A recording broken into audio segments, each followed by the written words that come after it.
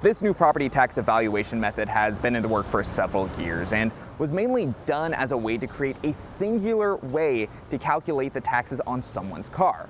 Because up till now, you had each city and town in Connecticut, they had their own formula to figure out that number. But be that as it may, this news still came as a shock to a lot of people, so much so that you had city leaders like New Britain Mayor Aaron Stewart get involved and address her community. We have so many of you who have been reaching out to me. People living in New Britain and all over Connecticut have found themselves even more confused after the state's new car evaluation went into effect. There's a new formula that has caused the value of some vehicles to increase significantly, with an increase in the valuation rate by 5 percentage points and a change in how a car depreciates in value until it's 15 years old. Assessors are now required to utilize MSRP, so manufacturer suggested retail price of your vehicle, and then apply the statutory depreciation schedule to calculate the depreciated value of your vehicle.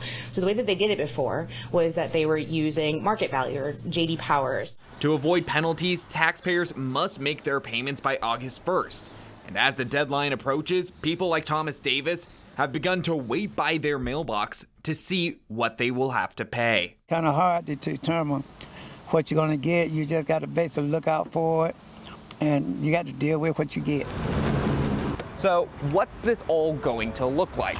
Well, let's use this car for example. Originally, under the old method, let's say it was $6,000. It could potentially be around $8,000 for this go around, but that doesn't necessarily mean you're going to have to pay more for it on your taxes, and it all comes down to something called the mill rate. I spoke with Sarah Spodek, the tax clinic director at Quinnipiac University. She told me despite this increase in base valuation, taxpayers should expect to pay lower bills this year due to the requirement from the new method that towns apply the lowest mill rate, or the amount of dollars you pay for every $1,000.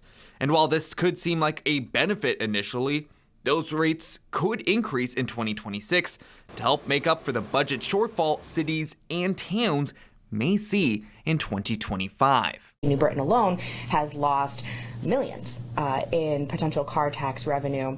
If you want to make a push against paying this new value, there is a chance to make an appeal, and to find out what options you have, you can always check out your city or town's website to figure out what may work for you.